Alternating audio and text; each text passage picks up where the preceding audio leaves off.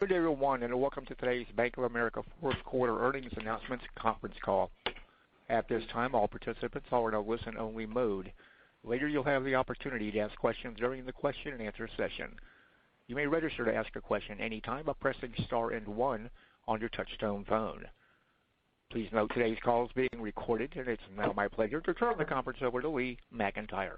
Please go ahead. Good morning. Welcome and thank you for joining the call to review our fourth quarter results. I hope by now you've all had a chance to review the earnings release documents. As usual, they're available, including the earnings presentation that we'll be referring to during the call, on the Investor Relations section of bankofamerica.com's website. I'm going to first turn the call over to our CEO, Brian Moynihan, for some opening comments, and then ask Paul D'Onofrio, our CFO, to cover the details of the quarter. Before I turn the call over to Brian and Paul, just let me remind you that we may make forward-looking statements and refer to non-GAAP financial measures during the call that regards various elements of our financial results. Forward-looking statements are based on our management's current expectations and assumptions that are subject to risks and uncertainties, and particularly as we continue to operate during this pandemic period. Factors that may cause actual results to materially differ from expectations are detailed in our earnings materials and SEC filings that are available on the website.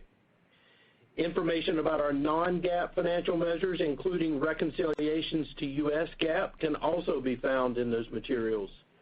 With that, I am happy to turn the call over to Brian. Take away, Brian.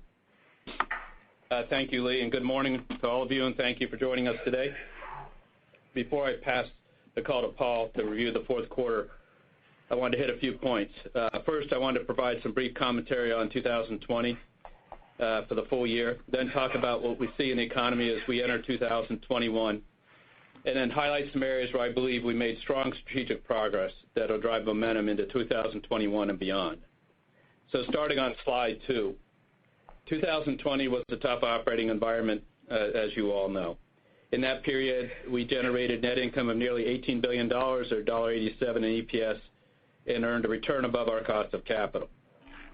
Our EPS was down 32% compared to 2019, driven by the impacts of the coronavirus pandemic on the company and the economy. As you know, the Fed dropped rates to nearly zero. Longer rates also fell to historic lows. Loan demand surged and then waned as the panic subsided. That reduced net interest income. But as we told you last quarter, that we believed NII had likely bottomed in the third quarter of 2019. In fact, we saw a modest improvement this quarter, which Paul will cover later, despite the challenges from lower loans. Non-interest revenue declined slightly, but included some interesting dynamics, highlighting diversity of Bank of America's model. Consumer fees declined, driven by the activity levels of clients, but also by higher account balances and customer accounts. That's a good thing for the economy going forward. Our business mix allowed us to benefit from more market-related activities in sales and trading, investment banking, and investment brokerage in the wealth management businesses. Our full-year revenue of $15 billion from sales and trading rose 17%, and we generated more than $7 billion of investment banking revenues this year, an increase of 27% over last year. Investment brokerage revenue grew 5% to nearly $15 billion. Our expenses were higher as a result of the many costs associated with COVID and the support for our teams, our clients, and our communities we serve. For a comparison of 2019 and 2020, 2020 included the third quarter addition of merchant service costs following dissolution of joint venture in the third quarter of 2019. These costs were always incurred as a net revenue deduction under joint venture accounting, but now come through our expense line.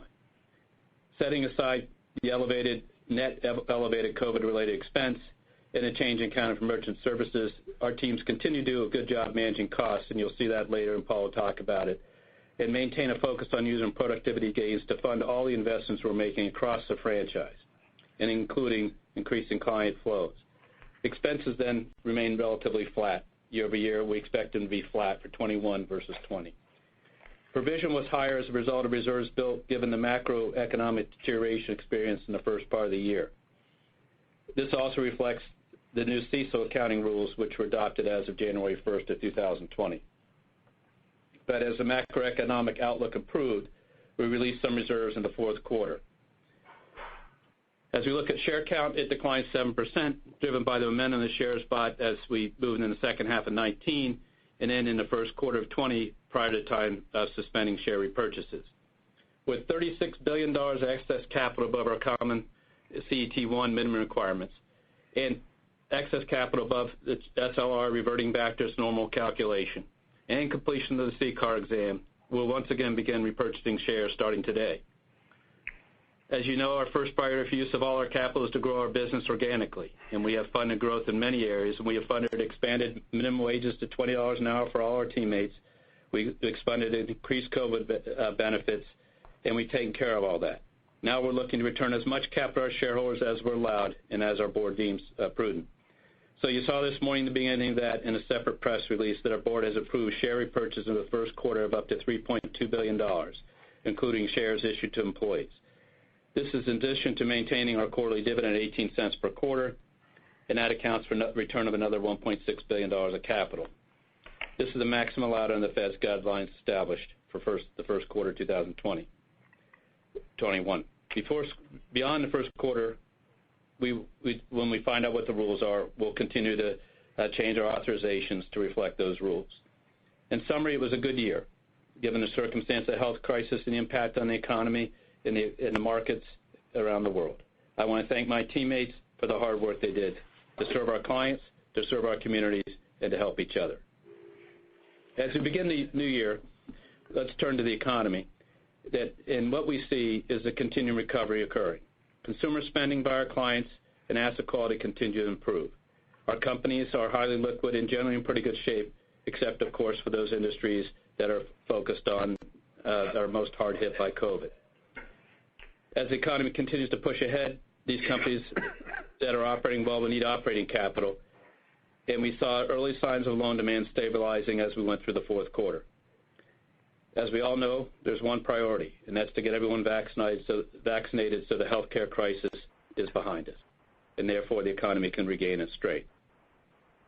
Our research team just this past week has upgraded the 2021 forecast, and their view is that U.S. GDP growth will be around 5%, and global forecasts for growth are 5.4%. Let me give you a snapshot of what we see in our customer data that supports some of our views for growth. On slide 3, you can see the consumer payments. With 66 million consumer and small business clients making payments across all our channels, we have a rich data set that provides a deep view of the U.S. consumer payment trends and small business trends. You can see this on slide 3.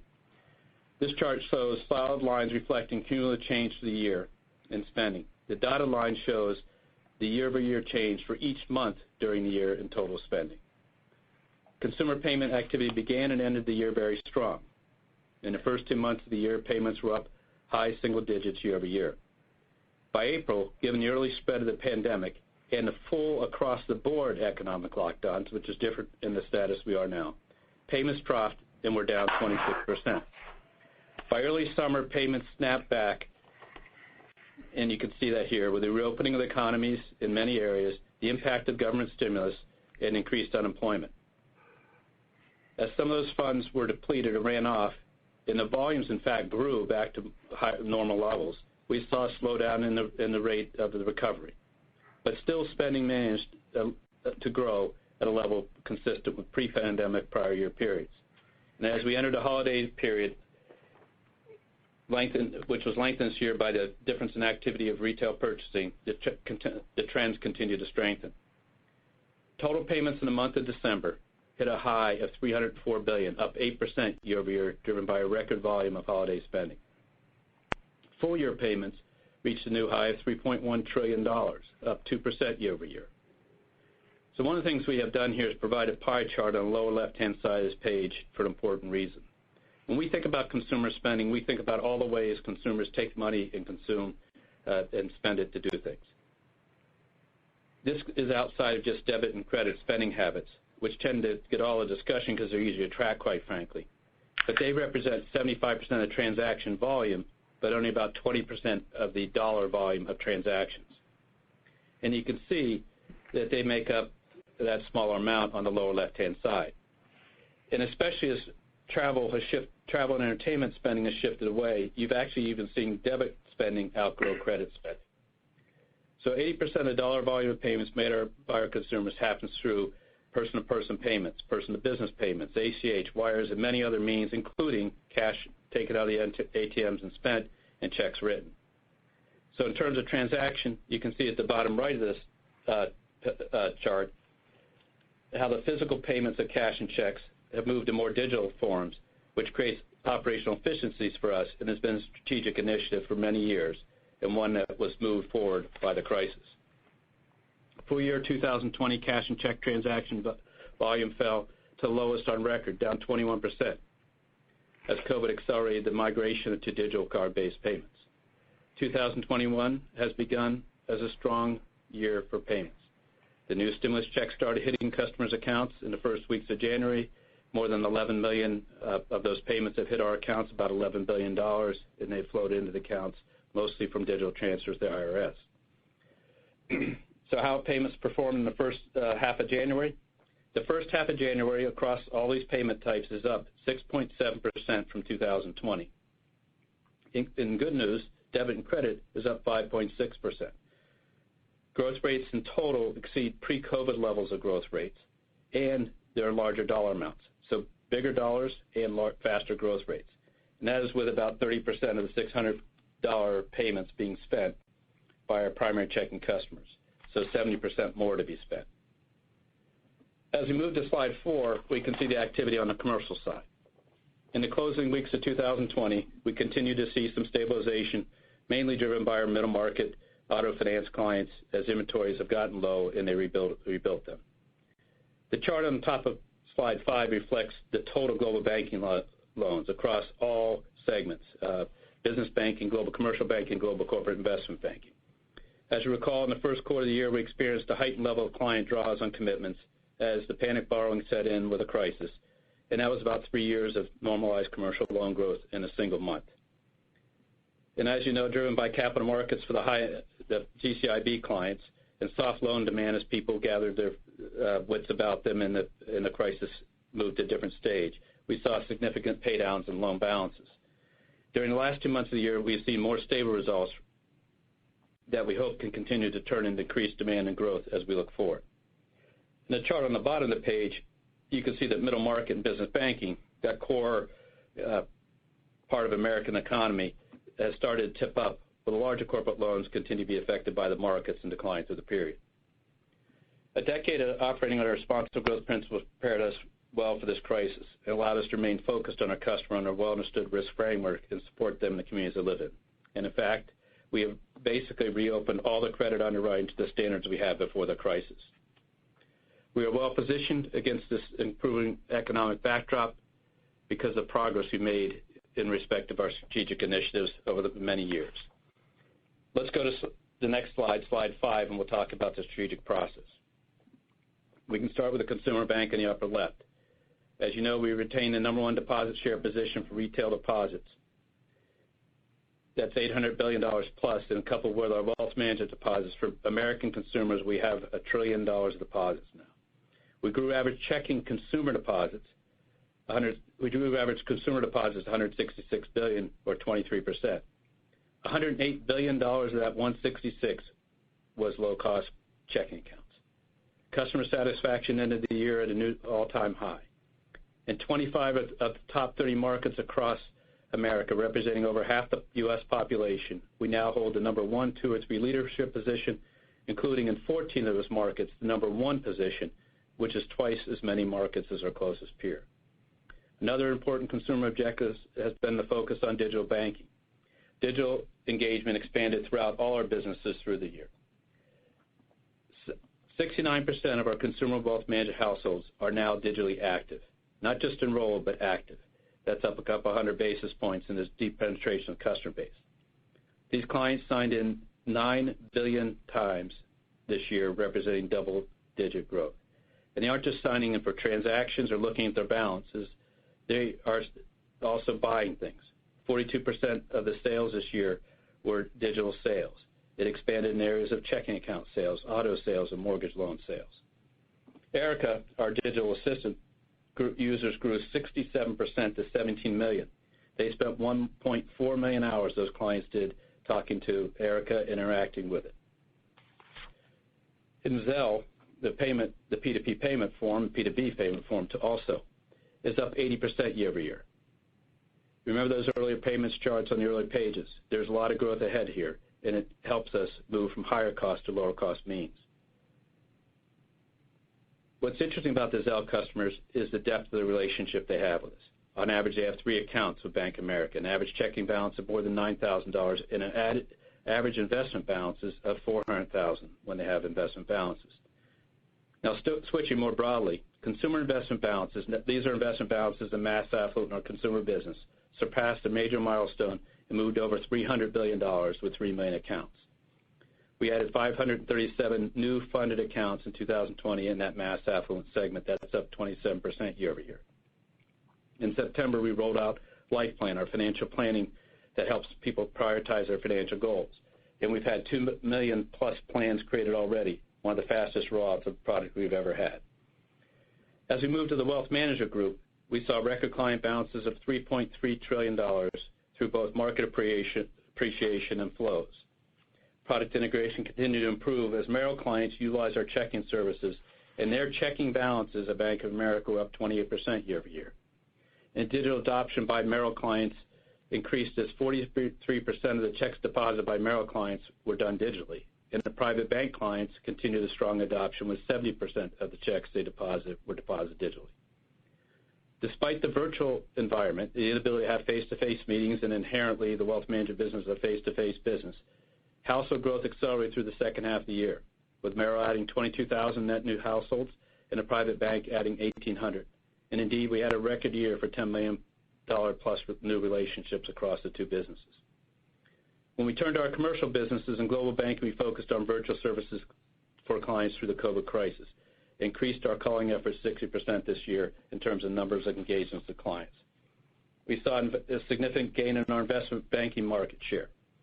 Overall, in all areas, but particularly in our middle market clients, we've achieved a strong position this year.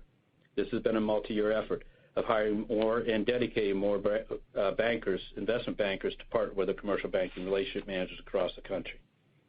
Given the nature of clients and staff working from home, the digital capabilities we had allowed our client development to continue. We saw record sign-ons through our Cash Pro app. This is the way a commercial customer accesses an app in the commercial cash management businesses. In December alone, 14 of 22 business days, there were over $1 billion moved on that app. This shows our clients' growing comfort level with the system. We reported record investment banking fees with 3 of our strongest quarters in the company's history this year. We improved our overall fee ranking to number 3 as market share grew 70 basis points and is up for 2 consecutive years in a row. These market share improvements include our highest ever shares in equity capital markets and M&A advice. In fixed income trading and markets business, the trading side of the house, we continue to enhance our e-trading capabilities, increase our system speed and ability to process customer trades even faster. In the equities trading side of the house, we had our best year since 2009 when the merger of Merrill and Bank of America took place, and we gained market share even while the market was growing in cash equities. We estimate we picked up 200 basis points in cash equities in the fourth quarter of 20 compared to the fourth quarter last year. The last point I want to mention is all the work we continue to do with our clients around our activities in environmental, social, and governance, including our award-winning proprietary research from the #1 research platform in the world, as well as the sustainable financing initiatives, including green bonds, sustainable bonds, and COVID-related bonds.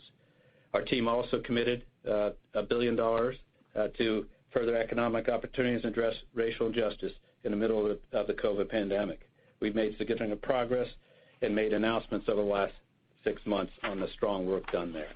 And with that, let me turn it over to Paul for the quarter. Thanks, Brian. Hello, everyone. I'm starting on slide 6 and 7 together. As I did last quarter, I will mostly compare our results relative to Q3, as most investors we speak with are more interested in our progress as we traverse the pandemic, rather than comparison to pre-pandemic periods. In Q4, we earned $5.5 billion or 59 cents per share, which compares to $4.9 billion or 51 cents a share in Q3. Compared to Q3, the earnings improvement was driven by lower provision expense as we released $828 million in reserves, nearly offsetting net charge-offs, which also declined. Also benefiting earnings, expenses declined $474 million from Q3 on lower litigation costs, and NII moved from the Q3 trough. Non-interest income declined from Q3, but results across individual line items were mixed. First, the decline in other income was driven by seasonal client activity with respect to ESG investments, which created higher partnership losses, but benefited our annual tax rate, as I have described in previous discussions. Our tax rate for the year was 6%. If we adjust for the tax benefit of our portfolio of ESG investments, our tax rate would have been roughly 21%. I point this out to emphasize that the full-year tax benefits of these socially responsible investments more than offset the portion of losses recorded in other income throughout the year. Relative to Q3, non-interest income was also impacted by lower sales and trading, which typically slows from Q3 to Q4. But while sales and trading revenue was down linked quarter, year over year it was up 7%. On the positive side, non-interest income benefited from higher asset management fees as the market improved and we grew net new households again this year. And finally, we had another good quarter of investment banking revenue, which increased from both the strong Q3 levels and year over year.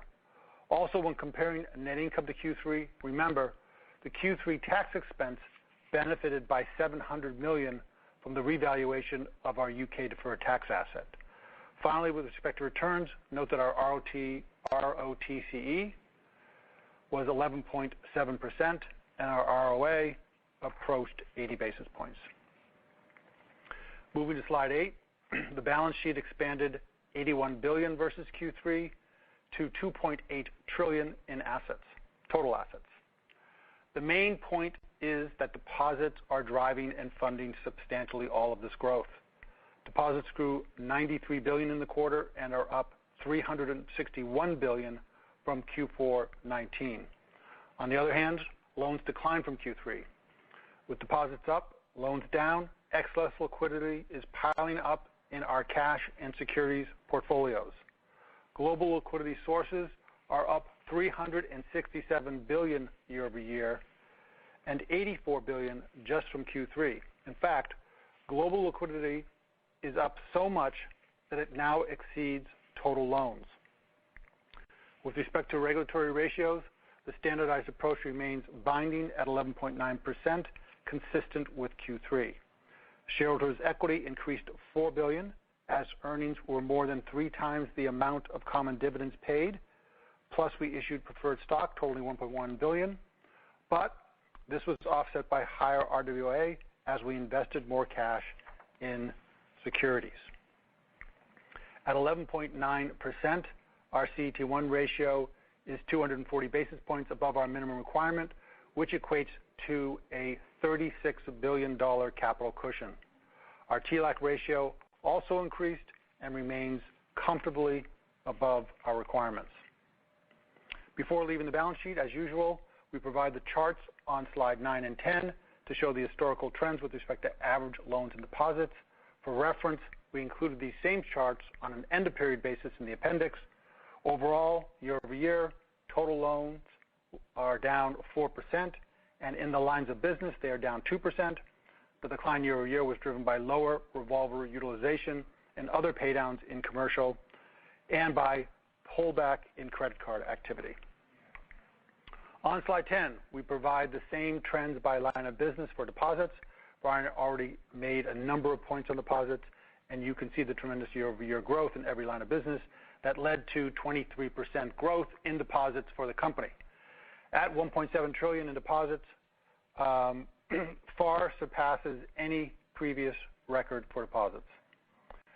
We believe our strong deposit growth reflects our customers' overall experience with us as we continue to innovate around digital capabilities as well as enhance our nationwide physical footprint of financial centers and ATMs, which have continued to prove important to customers and clients. I will just add that given historically low interest rates, our rate paid on deposits declined modestly linked quarter, and we are now lower than the rate paid to customers in 2015 before the Fed began raising rates. And I will point out that our interest cost on $1.7 trillion of deposits this quarter was only $159 million. Turning to slide 11 and net interest income.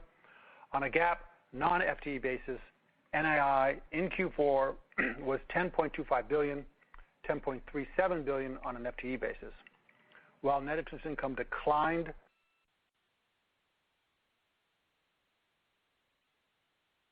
million from Q3. The improvement from Q3 was driven by the increased deployment of excess deposits into securities. Lower loan balances, lower reinvestment rates, and modestly higher mortgage-backed securities premium write-offs mitigated the improvement in NII. The net interest yield was relatively stable, declining only 1 basis point from the Q3 level. Note that given all the deposit growth plus the low starting point with respect to interest rates, our asset sensitivity to rising rates remains quite large and is a good reminder of the value of these deposit relationships. Now, with respect to NII, as we move into 2021, we offer the following perspectives. Our perspectives on NII assume that net interest rates follow the forward curve and do not move lower than current levels, and that the economy does not take a meaningful step backwards as a result of recent negative COVID developments. With that said, first I would remind everyone that Q1 will be impacted by 2 less days of interest, which is a headwind of nearly $200 million. Also, seasonally, we would expect to see payments related to holiday spending result in lower card balances. We also have the continuing impact of higher yielding assets maturing or paying off and being replaced with lower yielding ones. Offsetting these headwinds, we currently intend to again invest a portion of our excess deposits, which continue to grow in Q4, into securities. Having listed those specific Q1 impacts, NII improvement more generally will depend on all the factors we are all focused on, such as loan growth, PPP loan forgiveness, and PPP new originations, and mortgage refinancings, as well as mortgage-backed security payment speeds, which impact the write-off of bond premiums. Should those trends develop in a positive way, our NII and earnings will benefit. One final note on NII, we added a slide in the appendix that shows the difference between 2015, when short-term rates were last this low, and today.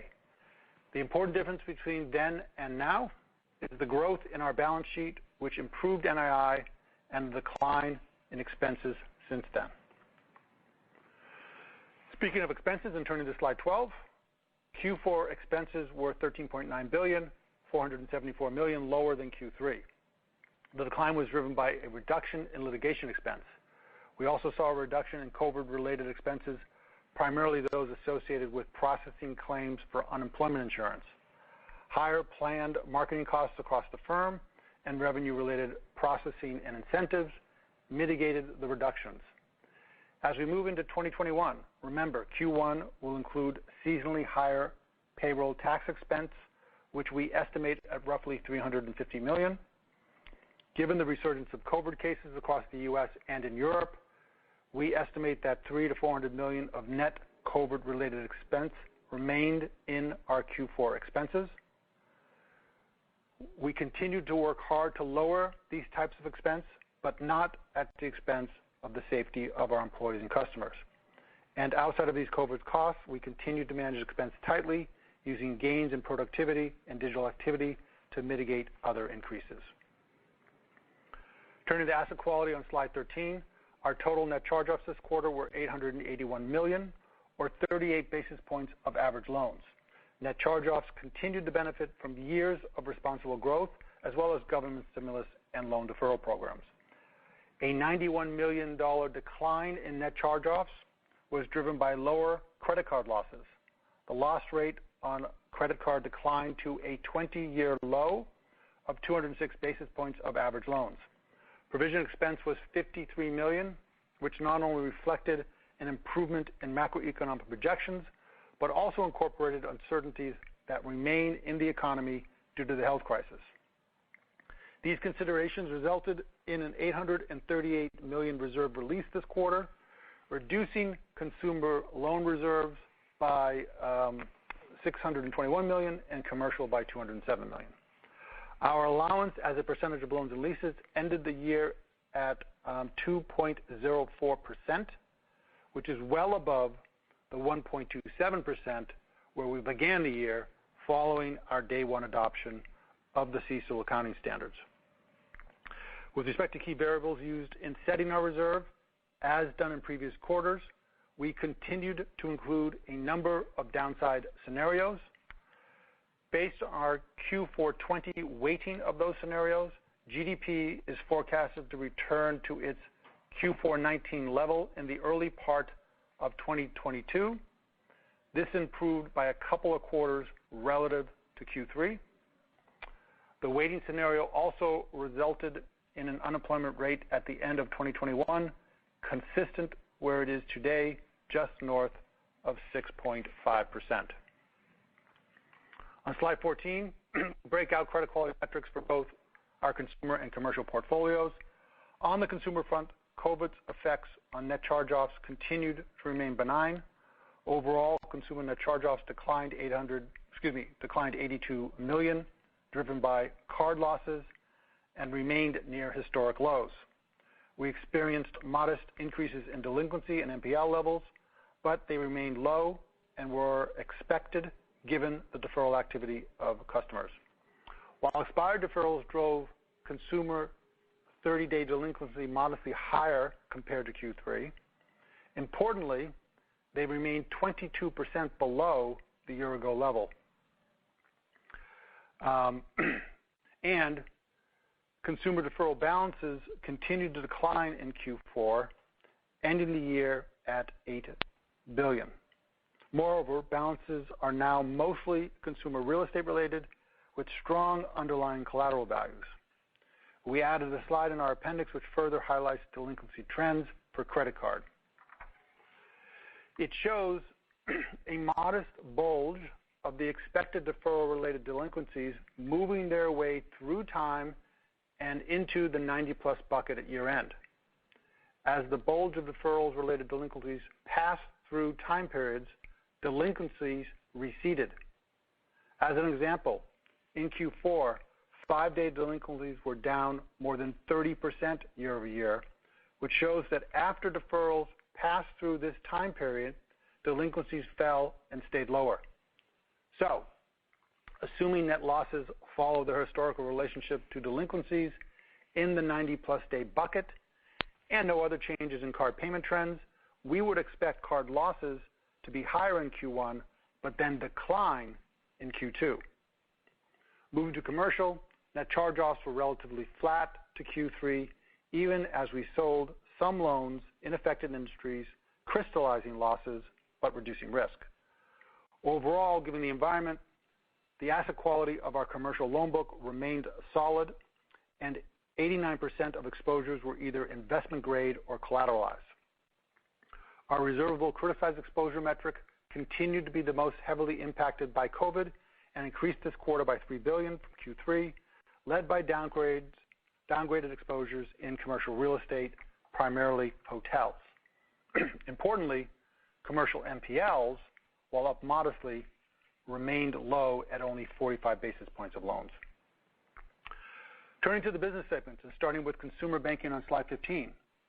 Consumer banking throughout 2020 has been the segment most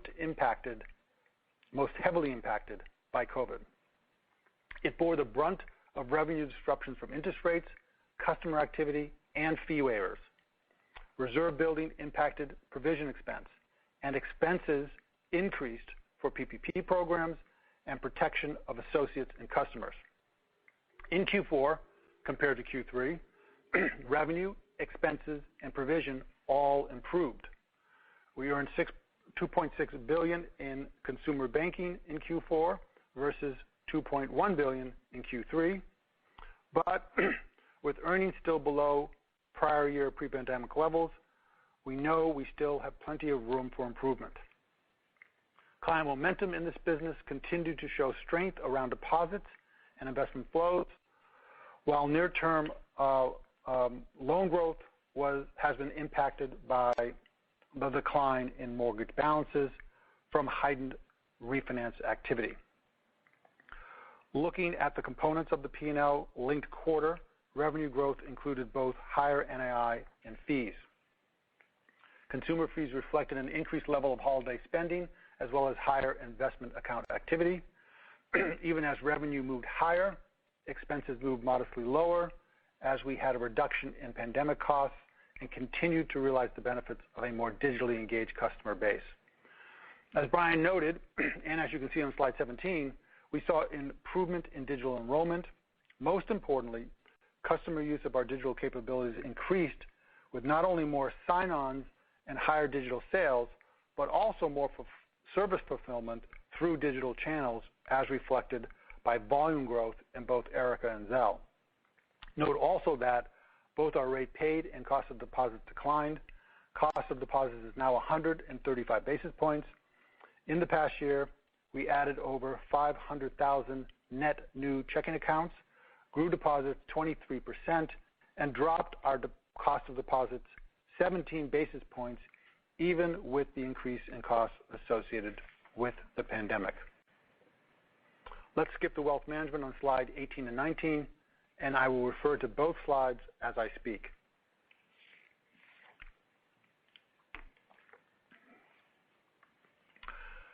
Okay, here again the impact of lower rates on a large deposit book pressured NII, impacting an otherwise solid quarter with positive AUM flows, market appreciation, and solid deposit and loan growth. Net income of $836 million improved 12% from Q3 as revenue growth and improvement in provision exceeded a modest increase in expense.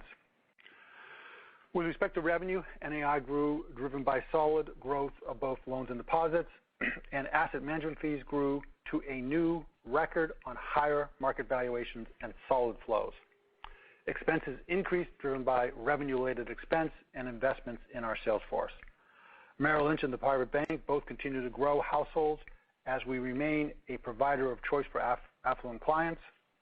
Client balances rose to a record of more than $3.3 trillion, up $302 billion year over year, driven by higher market levels as well as positive client flows. Let's move to our global banking results on slide 20. COVID has also heavily impacted global banking through lower interest rates, softer loan demand, and higher credit costs, but here again we saw improvement. The business earned nearly $1.7 billion in Q4, improving $751 million from Q3, driven by lower provision expense and improved revenue. On a year-over-year basis, earnings were $341 million lower, driven by NII. Looking at revenue and comparing to Q3, revenue improvement was driven by higher investment banking fees as well as more leasing activity associated with our clients' ESG investments. Investment banking fees for the company of nearly $1.9 billion grew 5% from Q3 and were up 26% year over year. As Brian noted, this performance led to improved market share overall and in a number of key products. Provision expense reflected a reserve release of $266 million in Q4 compared to a build in reserves of $555 million in Q3. Non-interest expense was higher compared to the linked quarter and year over year, primarily reflecting investments in the platform as well as support for the PPP program, and also reflecting the recording of merchant services expense given the change in accounting versus the year-ago quarter. As Brian noted earlier, customers continued to appreciate the ease, safety, and convenience of our digital banking capabilities, and usage continued to grow, helping defray other costs. We present some digital highlights on slide 22. As noted earlier, loans declined but saw stabilization late in the quarter. And continuing the trend since Q2, the spread of the loan portfolio continued to tick higher as spreads on new originations on average exceeded the average spread of the portfolio. Average deposits increased 26% relative to Q3 as businesses remained highly liquid. Okay, switching to global markets on slide 23, results reflect solid year-over-year improvement in revenue from sales and trading, but a decline from the robust levels of Q3. As I usually do, I will talk about segment results excluding DVA. This quarter net DVA was a small loss of $56 million. On that basis, global markets produced $834 million of earnings in Q4, a decline from the more robust trading in Q3, but up markedly from Q4 19. Focusing on year-over-year, revenue was up 13% on higher sales and trading. The year-over-year expense increase was driven by higher activity-based costs for both trading and unemployment claims processing. Sales and trading contributed $3.1 billion to revenue, increasing 7% year-over-year, driven by a 30% improvement in equities and a 5% decline in FICC. The strength in equities was driven by market volatility and investment repositioning, which drove client activity higher. The decline in FICC reflected strong credit trading performance, which was more than offset by declines across most macro products and mortgage trading. As Brian noted, the year-over-year performance of this business has been strong in every quarter of 2020. You can see that on slide 24, and that produced strong segment returns of 15% on allocated capital for the year. Okay, finally on slide 25, we show all other, which reported a loss of $425 million. Compared to Q3, the decline in net income was driven primarily by the prior quarter's tax benefit of $700 million associated with our UK deferred tax asset. Revenue declined from Q3, driven by the accounting for wind and solar and other ESG investments. We also experienced some modest equity investment losses. Expenses declined from Q3 on lower litigation expense, but were partially offset by higher marketing costs. For 2021, absent any changes in the current tax laws or unusual items, we would expect the effective tax rate to be in the low double digits, driven by the level of ESG client activity relative to pre-tax earnings. And with that, I'll turn it back to Lee and Brian for Q&A.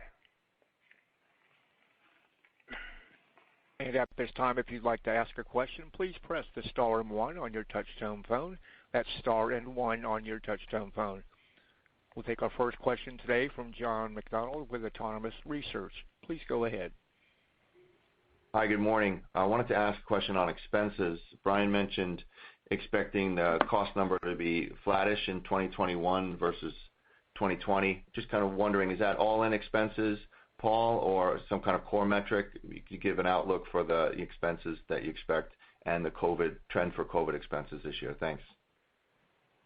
Yeah, John, that's all in, given around $55 billion both years, and so we feel good about the ability to keep bringing down COVID. It came out a little slower this quarter, largely due to the fact that if you go back and think where we were in October on case counts, the need to continue to provide strong benefits to our teammates, including the child care in their homes so they could be effective. That's why we get those customer scores and why the growth in checking sales was 70-80% of a normal year, even with half the 40% of the branches closed. So yeah, flat year over year, all in number, and then we'll work in the dynamics underneath it. But importantly, remember, we are investing $3.5 billion in technology next year, new financial centers expansion, employees to help sell more, and we'll continue to drive it through. So you'll see sort of a change in the COVID costs coming down hopefully as we move through the year, but we got some work to do, but flat over year overall.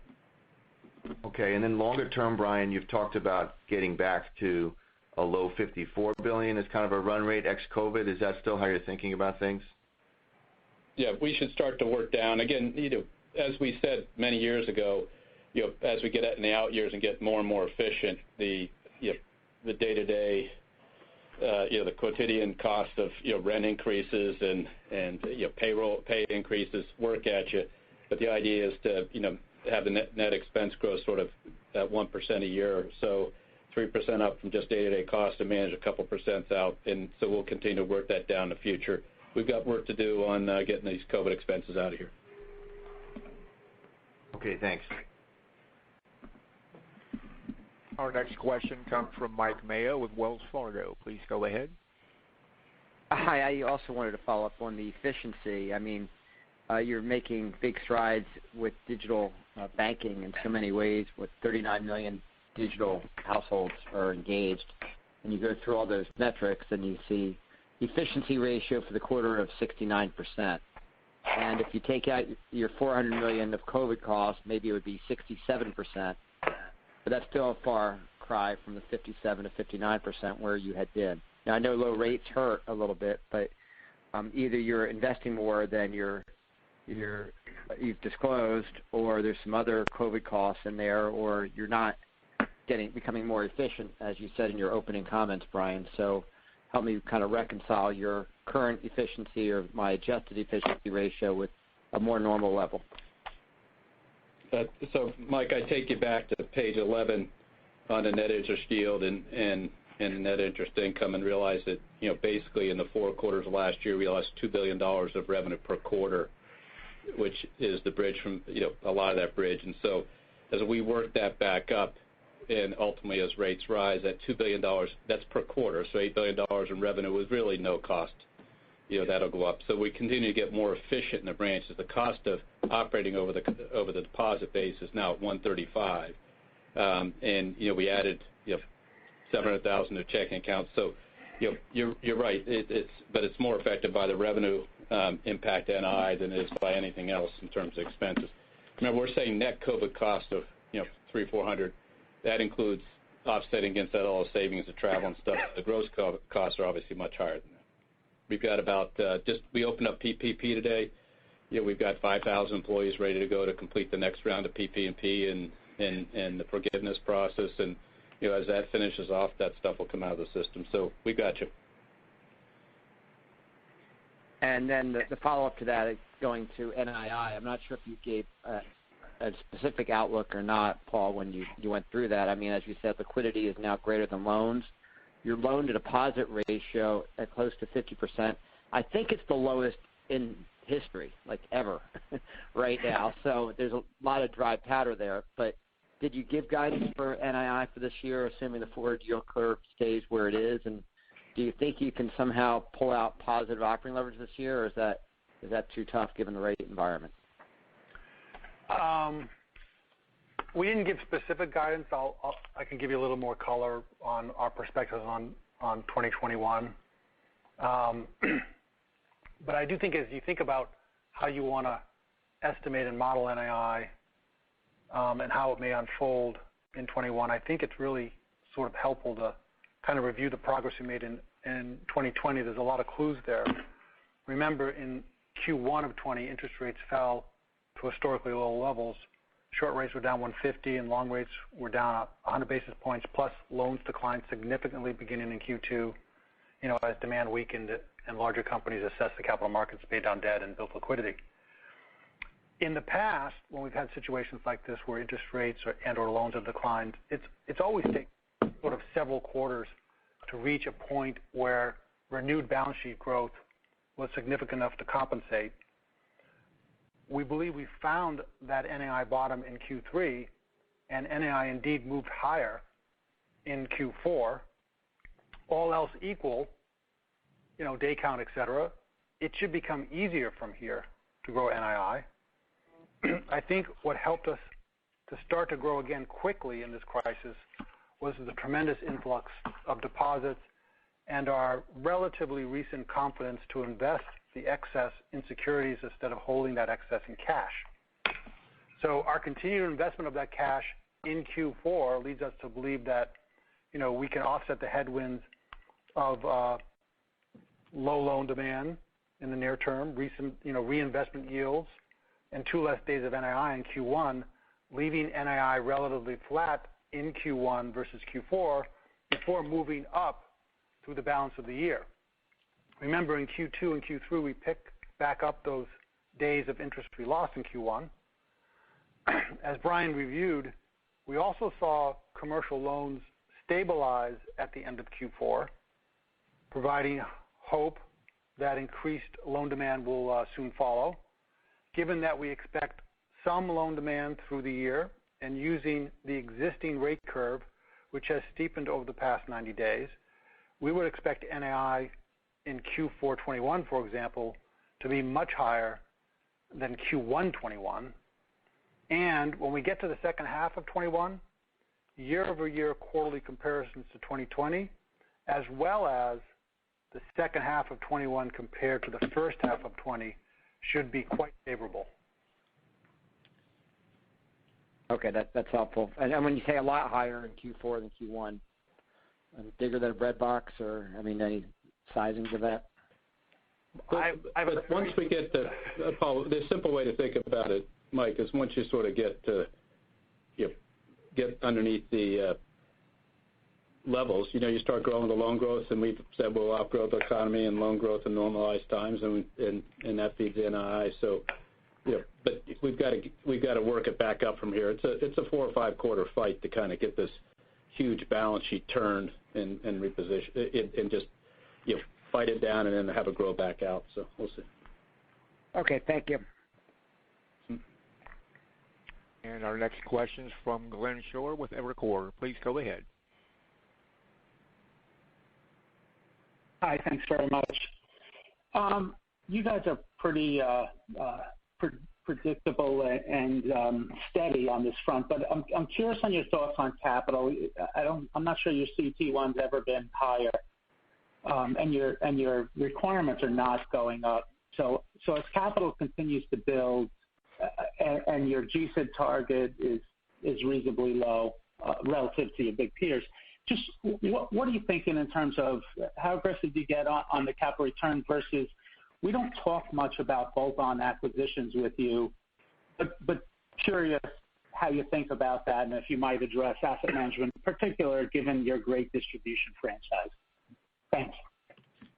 Well, Glenn, let's go backwards to that one. The big leverage point would be more deposit acquisitions and markets we're not in and stuff like that, but we can't do it. It's illegal and has been for all the way back since GLBA or whatever it was 20, 30 years ago, so even before. But and then asset management, remember we sold asset management because we believed that being the large distributor is the priority. So don't expect us, we look at stuff from time to time like everybody does, but the way we built this company was organic growth and then delivering the capital back to the shareholders. And what's interesting, we'll see what the rules change, but remember that things like the SLR and the accommodations that were given, we didn't need. We have plenty of SLR. It doesn't have any constraint. It doesn't become an issue. That, like you said, even if you look at the SCB recalcs and stuff, we got plenty over that. So we will be aggressive on returning capital. We got basically 2 months to return those $3 billion and change we got to return now, and then we'll see what the Fed instructions are, and then we'll get after it as we move forward. And we look at things from time to time, but there just isn't much to consider in the United States right now, and the best answer is to develop continued development of this franchise on an organic basis. And it works. If you look in the markets we've expanded our branch system to, we're averaging $100 million or more in deposits per branch in the ones that have been open a couple years, and moving share up literally year by year by year. And so we think that's where we got to keep driving. I appreciate all that. Is there a specific either buffer above the CET1 and or you want to put it in the $36 billion excess? Where's a natural resting ground? Not tomorrow, but just whenever you get there. Yeah, we always said sort of 50 basis points, above the relevant binding criteria is where you'd start to slow down. But remember, we're basically only getting back to earnings, and so we got a lot of room between us and whatever the requirement is plus 50 basis points. And from time to time, those move around, advanced to standardized, SLR, whatever's binding. But think about that's where the board targets are. Excellent. Thanks for all that, Brian. Our next question is from Matt O'Connor with Deutsche Bank. Please go ahead. Good morning. Can you talk a bit about the timing of the liquidity deployment in the fourth quarter? I think mortgage rates actually came down, and one could argue if you look out 6 to 12 months, longer-term rates will be higher as kind of vaccines get rolled out, the economy picks up. So obviously you have tons of deposits, but it's also pretty long-duration assets I would think that you're buying. So if you could talk about that. Yeah, you're absolutely right. The 10-year was up in the quarter, but rates on mortgage-backed securities, certainly mortgage rates to customers declined, and rates on mortgage-backed securities, I think, declined, slightly. Having said that, we're always got to balance liquidity, capital, and returns and profits. And we did deploy, as we said on our third quarter call, approximately $100 million of our cash into securities. It went into both mortgage-backed securities and some treasuries in the quarter, and we think that was the right thing to do. We understand the rate structure. We did get probably an improvement on our yield on that $100 billion of approximately 125 basis points. So, and I would say we've still got a lot of excess cash, Matt. If you look at our balance sheet, cash grew by $70-80 billion this quarter. So, that was the growth on top of what we already had, net of deployment. So we still have a lot of room to invest in the future, and we plan to do some more investments in Q2, but we're obviously always looking at the rate environment. And then I guess somewhat related, is there a point where you just say we don't want some of these deposits? It's better to kind of free up even more capital or just have a little bit more of an efficient balance sheet and not have to kind of make some of these tough decisions or charge for the deposits? Well, so why would if a customer comes to you to open a checking account and start a lifetime relationship, you'd never turn that down, whether it's a commercial customer or a consumer customer for core deposits. And so if you look at the growth, we're not bidding for CDs and money markets on the consumer side. You can see that $108 billion of the $160 billion was checking account balance growth. And by the way, when rates rose before, we continued our checking account growth, and we expect that continues. These are core customer relationships. So if you go back and look as rates rose, 16, 17, 18, we continue to grow checking and double-digit, type of numbers quarter after quarter after quarter, which means you're just taking market share. And so on the commercial side, the same thing, the GTS business. We are not out in the market taking, short-term deposits from people, haven't been, and this is all real core stuff that we're getting paid to take, and albeit it gets sandwiched a little bit as the zero floors are hit in the commercial side, frankly, that services overcome the zero floor, but you'd be hard-pressed to turn it down. So it's not like we have a lot of, here's a few $1 billion, can you put it on your balance sheet and give us yield? That just doesn't happen. We don't do that. We turn that down already. Okay, thank you. Our next question is from Betsy Graseck with Morgan Stanley. Please go ahead. Hey, thanks. Paul, just first off, a follow-on question to the last one around the reinvestment into securities. Like you mentioned, you did $92 billion or so this past quarter. So as we're thinking about the NII guidance you just gave, should we be anticipating an increase into the securities book that's above and beyond that roughly $100 million run rate that you did in 4Q? Look, we continue to assess the excess deposits, and we do expect to continue to deploy more cash into securities. We're not really planning on disclosing how much more, but there is a meaningful amount in that guidance that we gave you. The size and pace of the purchases are obviously going to be influenced by, a number of judgments, including things like expected loan demand and, customer deposit behavior. So yeah, I'm not going to give you a number, but it's a meaningful increase that we're expecting to do in Q2. Excuse me, in this quarter. Yeah. Okay, got it. And then just separately, in talking about credit, you indicated that the delinquencies are suggesting that your NCOs are going to be coming down Q on Q and 2Q. And, that's a pretty stunning statement given that, we still have this unemployment rate where it is. Can you just talk a little bit about why you expect that's happening in your book of business? Do you just have a population that's really not being impacted by the unemployment rate? Maybe you could give us some color there. Sure. Now, I want to correct. I think I heard you say something that you may not have said it, but I want to make sure everybody heard it. We expect NCOs for card to be up in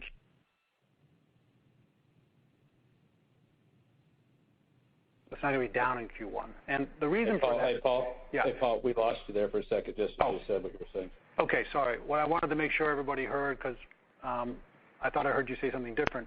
We expect that charge-offs for card, which, obviously the primary driver of consumer losses, we expect those to be up in Q1 and then decline in Q2.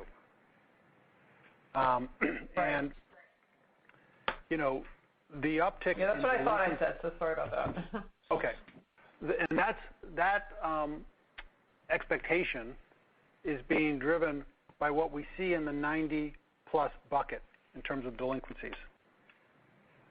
And those delinquencies are that have sort of if you look at the other buckets, you'll see in the 90-plus bucket, they're higher than the other bucket. And that's the deferrals. They've worked their way from the 5-day to 30-day, the 30 to 60-day. They're now in the 90 bucket. And we can look back historically and say X percent of our delinquencies in the 90 bucket show up as losses in the next quarter because you get to 180 days. And so that's all we're seeing. But importantly, when you look behind the 90-day bucket, you don't see the same elevated levels. In fact, if you look at the 30-day bucket, you're down meaningfully year over year in terms of levels. So that's why we think Q2 will have to come down. Probably maybe half too strong of a word. All else equal, you would think it would come down. And, the question is really, if you think about it, the people who have been affected by this health crisis, who are unemployed, who have been helped by stimulus, will this new stimulus carry them to the point where they get vaccinated and they get jobs back? And will we ever see those losses, or will they just be pushed out into future periods?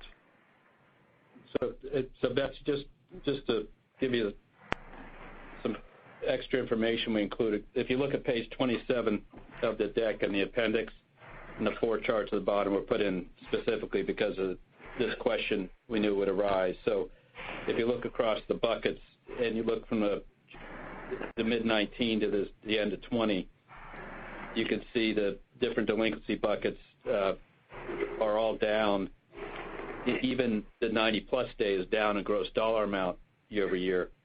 But you can see that what people thought was sort of the analogy of a pig through a snake is probably more of a mouse through the snake, and that it went up, it's still a lower dollar amount, and then it would come back down because you move from the left to the right side of the page. And if you go back to page 14, you can actually see in the top chart that the total charge-offs in consumer this quarter were 482.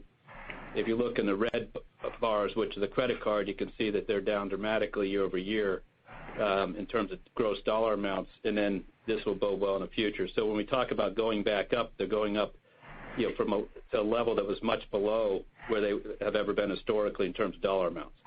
And so the last point you made, just so you have it, is that the unemployment rate in our customer base is below the unemployment rate in American society, and that's just due to especially on the borrowing customer base due to the client selection and being in the prime business. Hey, Betsy, maybe just to complete the conversation with respect to commercial, we have seen increases in reservable criticized, but they haven't, we haven't seen NPLs increase significantly. They're at 45 basis points of loans right now. So we think commercial losses, in future quarters are going to be driven by really company-specific events that play out over the coming quarters, and will obviously likely be concentrated in industries more heavily impacted by COVID. I would point out that in this quarter, we took some losses as we chose to reduce exposures in industries that were affected by COVID, and that crystallized some losses and showed up on our NCOs this quarter. If we hadn't taken those losses, we would have hadn't sold those credits. We would have had even lower NCOs in commercial. Yep. No, I get it. I mean, we're forecasting NCOs peaking sometime in the end of 21. But given your comments, maybe the question is, have they already peaked, or will they have peaked for you in like 1Q? And the care there is to think the consumer is really, at this point, sort of run the course. In the commercial, the reserves are built, and the activity may occur in the out quarters, but the consumer runs a course by just straight throughput, 5 to 30, 30 to 60, 60 to 90. So we're showing you the charts that really tell you what's going to happen in the first half, and because it's a pretty mathematical calculation. Yep. No, I got it. Impressive. Thank you. Next question from Vivek Juneja with J.P. Morgan. Please go ahead. Hey, Brian. Hey, Paul. Brian, a question for you. Can you talk a little bit about your FICC trading? You've lost share in 2020, including in 4Q. What are you thinking about this business? What are your plans for it? Well, our plans are to keep running it the way we do, and if you look at it year over year, it's an integrated business markets. Jimmy does a good job. It's up. We showed you on that chart. It's up. It's one of the highest years it's ever had, 15% or whatever it is, up year over year. So they do a great job. We don't play in certain areas which run on a given quarter.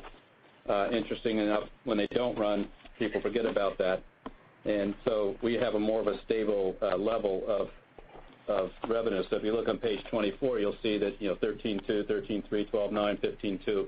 So we had a good year, and the FICC was up from 8.4 to 9.7 in revenue, which is substantial, and we don't, some of the areas we don't trade in. So we're more credit driven, and that's what drives us versus some of the competitors. We're happy with the business. They do a great job, and it's really there to help drive the connectivity between our issuing clients and our investing clients, and we'll continue to drive it. Can I just add one thought? Happy to sort of see what data you're looking at, but I don't think we're losing market share in FICC. I think we're actually gaining market share, perhaps not as much as we're gaining in equities, but we're gaining market share, certainly in the segments where we're investing within FICC. Paul, your growth rates have been below peers, so are you doing that by segment of business like Brian was talking about and parsing that out between commodities and macro and credit products, or is it something else? Because certainly if you look at year-on-year growth rates, you've been below your peers through several quarters in 2020. Some of the peers, but not all of the peers. Right. There's lots of peers in Europe. The bigger ones. Yeah, but ahead of it. So I guess. If you look at global fee pools, you'll see that we are gaining market share in FICC. Okay, we'll go back and compare with the Europeans. Different question, Paul, for you. MBS premium amortization expense, how much? What was that this quarter? I don't think we're giving the exact number, but it was up, and it did impact, I would say, meaningfully NII. From here, we're going to need to see customer mortgage rates, stabilize and go higher for that number to stabilize and go higher. Excuse me, for that number to stabilize and go lower. Right. I understood what you meant. Yeah. Yeah. But I'll give you this sense of its impact, though. If you look at the decline in net interest yield for the company, a third of it was due to premium amortization in the quarter. And so by the time the fourth quarter guide that you were giving us for NII to be much better, how much of a reversal are you forecasting in that MBS premium amortization in that guide? Well, I would look at the forward rates to get it for you to estimate that. We're not assuming that it goes up in that guidance, because if you look at the forward curve, rates by the end of the year are up from where they are today. Yeah. No, my question was how much are you expecting it to decline, Paul? I know if you're not expecting to go. I understand you're asking for the dollar amount, and I'm not going to give you the dollar amount. Not the dollar amount, but any sense of percentage, since you said 1/3 of the decline came from that. Any sense of, I'm not asking for precise dollar amount. I'm not expecting that, but any sense.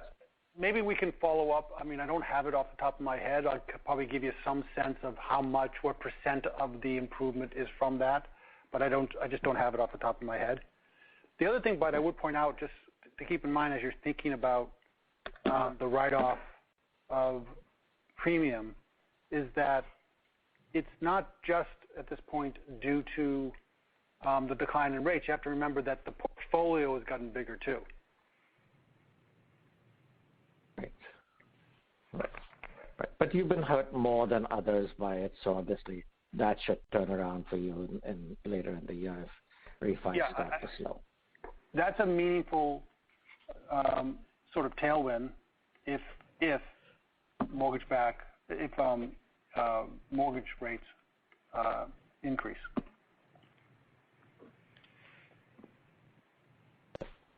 All right, thanks. Next question is from Ken Usdin with Jefferies. Please go ahead. Thanks. Good morning. Just one accounting follow-up for you, Paul. You mentioned the low double-digit tax rate, and that other fee line for where the ESG investments go through has been pretty volatile, but a pretty big negative number. And I just wanted to see if there's any way you can help us understand just what that looks like when you're helping us understand, the tax rate as the other side of it. Yeah, sure. I can try to help you with that. I guess there's two ways to triangulate on it. Look at the other income line for the company, okay? And, with respect to modeling that line, it's going to bounce around a lot quarter to quarter. But for modeling purposes, a good assumption going forward, absent unusual items, would be about a loss of $200 million in that line, except the fourth quarter, will normally be higher as it was, this year, given the seasonal increase in partnership investments that we saw this quarter. I can give you a lot more. There's lots of things in that line item, but the volatility is often, driven, certainly in the fourth quarter, by those partnership losses. Other things in that line are, equity investment gains and losses on the sale of debt securities, and there's some mark-to-market income in there, on our FVO loans, fair value loans, and related hedges. So there's going to be volatility in there. I would use a loss of around 200 per quarter, with a larger loss in the fourth quarter. Yep. Understood. Okay, great. And then just a follow-up just on you mentioned the progress that has been happening in the franchise as we kind of, get a little bit closer to reopening. A lot of those, card and consumer-related fee items are still kind of hanging in there, plus or minus. what do we think needs to happen for those to start moving the right way? Obviously, you've got all this excess liquidity still weighing on fees and overdrafts, et cetera. So is this a new normal, or with the economic improvement, do you expect to see also that stuff start, massive fees start to improve as well? I think the biggest line item is the interchange, type dynamics in both debit and credit, and they're growing, but they are recovering from a deficit, as I spoke about earlier. So that, yes, that should help. And then the numbers of transaction accounts go up. But remember, we've had a strategy that is, to lower clients' overdraft charges by our safe balance account, which were 3 million accounts, round numbers, and we're trying to get customers to really use our services in a way that benefits them the most, and so that works against the overdraft line as the sheer dollar volume goes up. So we'll see. But what's really also driving us is just sheer numbers of growth in accounts will be the driver. It'll grow slowly, though, because we have been constantly taking down. We have the lowest percentage of overdrafts as total fees and consumer of any of the large peers, and we'll continue to drive that down because that means the customer's in good shape. Got it. Okay. Last thing, any quick update on the merchant and how that's progressing along as well, and now that we've seen another kind of full quarter of that broken out? Yeah, I think it's still getting. We put the new system and we're starting to sell it. We feel okay. We feel it's a core part of our business, but one of the things that's held it back is that's a sales process which is more integral to the types of people use merchant services to be open more, and that's obviously affected by COVID. So it's okay, but we need to improve it. All right, got it. Thank you, Brian. Next question is from Jim Mitchell with Seaport Global. Please go ahead. Hey, good morning. Maybe just a little bit on consumer loan growth. It seems like you deliberately shrunk residential mortgage. Auto looked pretty good, but credit card was a little sluggish, I think, given typical seasonality. So, customers are flush with cash. How do we think about the demand for lending going forward? You gave some nice color on the commercial side on a monthly basis. How do we think about the consumer side? Well, let me just, the issue was, if you think about being a large consumer lender, and especially you watch the unsecured space, when March, April, May hit, you pulled in, and even in the small business space. So the good news is that we're reverting to norm, and so in December, for example, we had 198,000 booked accounts in credit card. That 191,000. That's the highest really going back to pre-COVID days, but we were running 300,000 back then. So we got some work to do to get it back to the full amount on the card side, for example. In terms of mortgage, again, we were careful there, but also we're conservative on rates, and we've gone to look at that. So we booked about $7 billion in the secured lending side, including mortgage in the core consumer business, and so we feel better about that. Auto picked back up, but home equity is down to $500 million a quarter or something like that when it was running 3 or something. So we've got some room to go, but the good news is the card's stable. The balances are sort of stabilized, and at the 85 million, you have some seasonality, but at least they stabilized there. And then the mortgage looks like we're picking back up a bit as we've made some adjustments and gone back to the more normalized underwriting. And auto's been strong, so we'll see it play out. But you're right, we had to pull back, and that lost about half the credit card volume on a given month, and we're picked back up from 150 at the low point to 200, but we got some work to do. So is the uptick in marketing spend sort of reflective of that push to re-engage with consumer, and we should expect some nice sort of improvement going forward? All our marketing really is around consumer product capabilities, so yes. Okay, great. Thank you. Our next question is from Gerard Cassidy with RBC Capital Markets. Please go ahead. Good morning, Brian. Good morning, Paul. Hi. Brian, just to follow up on that consumer commentary you gave, and in your prepared remarks, I think you said that you're bringing your underwriting standards back to the pre-COVID levels. Two questions, I guess, or two parts to it. Can you give us some color of how they changed, when you tightened them up, now they're back to normal? Was it FICO scores on the consumer side? And was it also on the commercial side? Did you do the same thing? And some color on what's changed today there. Yeah, so let me start with the commercial side. And this is about sort of the relationship side of commercial business banking, global commercial banking, global corporate investment banking. Basically, in March, April, we stopped prospecting, frankly, because it was sort of impossible to do. Plus, you want to make sure you understood the portfolios. We've done quarterly portfolio reviews, every single loan going through to make sure the ratings are right, make sure we understood what the customer stood, make sure we understood whether they're going to need covenant waivers. That over the course of the time here is sorted the group of customers which are in the industries that Paul talked about that are difficult, and the rest of the customers are solid, in good shape, and in fact, frankly, their credit has been improving as we looked at it by quarter. And so about 4 months ago, we moved into prospecting with very narrow list of prospects for business banking, global commercial banking, think for middle market and upper end of small business across all our markets. Then recently we flipped and they can go back to full prospecting except for limited industries that you'd expect. On the small business side, because of the nature of the business, it was a little more dramatic, and we've opened back up, and we're getting, we're up. I think in the fourth quarter, to give you a sense, we were up, 50% in terms of originations, quarter over quarter, but we're up a lot more than that, more than 50%. We're still down 50% year over year, up 100+% in quarter to linked quarter, I think. And so new commitments up 135%, but year over year still down 47%. So that shows you that it's coming through, and we'll see that happen on the small business side. So that was probably the slowest because it's with the area of the most risk, and so that's the commercial side. When you go to the consumer side, the reality was we basically, we stayed on LTVs on the commercial, on the consumer mortgage side. We basically stopped, with the FICO requirements, we slowed down and do the market dynamics, home equity slowed down.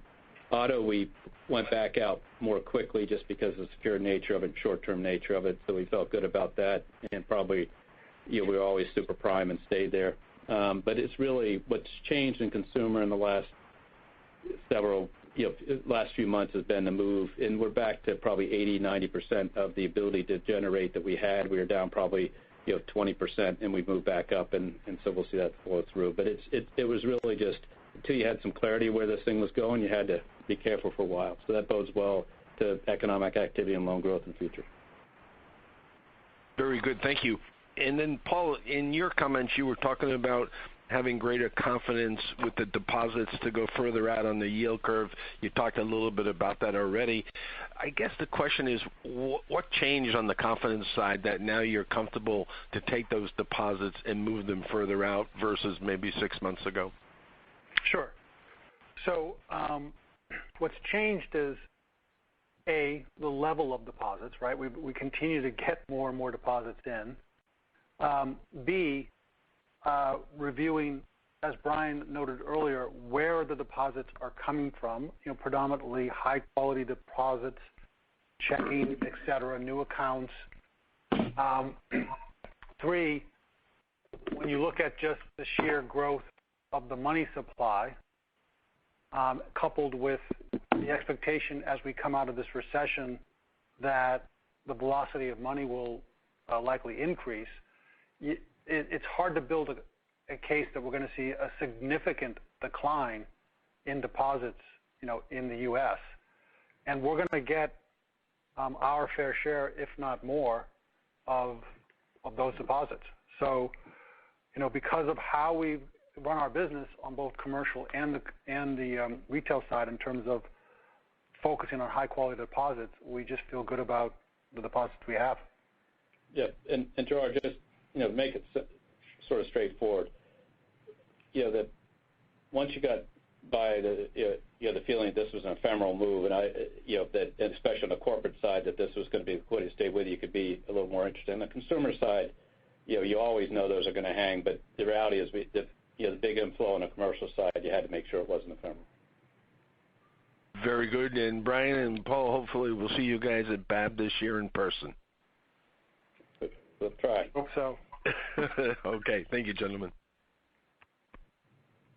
Next question is from Brian Kleinhansel with KBW. Please go ahead. Yeah, thanks. I just have one question. It's regarding the reserve levels overall. I guess when you think about it, I know there was some changes with this quarter driven, I think, by qualitative factors, but I guess when you look at relative to the base case, how much of the reserve is still related to qualitative factors, meaning that if the base case comes true, that could be released over time? Yeah, I'm not sure we give the exact methodology, but let me just give you a sense. If you take our reserve setting weighting, in other words, what we set the reserve by in December, for year-end 2020, because we set it before the statistics, the unemployment rate was 7.8%, and for year-end 2021 it was 6.6%, and obviously the actual was 100 basis points plus below that. So you would expect, as you have more confidence that the forward path is into a narrower range and the forward probability, two things are going to happen as you go forward. One is the sheer dollar volumes of activity has changed, and so you're dealing with less in terms of charge-offs and things like that, which gives you confidence of where the path is. But most importantly, as you think about real reserve setting and lifetime reserves, is that the economic assumptions are clarifying, and the end of the COVID era is clarifying with the vaccine. And as we see that, you'll see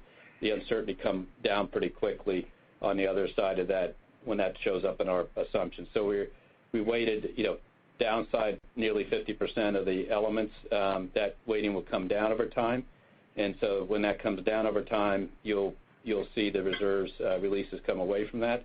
The second thing is, as the duration of the rest of the crisis comes in with more certainty, i.e. more people vaccinated, you also see the lifetime calculation include the other side of the river to a bigger portion, and so that will drive it. So both those things will change it. And as Paul said earlier, if you look at our underlying economics team, they have the economy crossing over where it was before and growing past in terms of sheer size, the end of this year, and our reserve setting takes it into next year and things like that. So we are using a more conservative case, which implies judgment. Great, thanks. We'll take today's last question from Charles Peabody with Portales. Please go ahead. The first deals with what's going on the regulatory front. Recently, we just had two new potential appointees, one to the SEC and one to the CFPB. Wondering what sort of issues you thought might emerge with these appointees, and more on the consumer side, because that's what I'm hearing where the biggest push is going to be. Some of the things I'm hearing is there's going to be a crackdown on payday lending, overdraft fees, usurious rates, artificial intelligence used in redlining. Most of those probably affect you less than overdraft fees, but are there anything you can think of that might affect you, and specifically what sort of things might affect overdraft fees?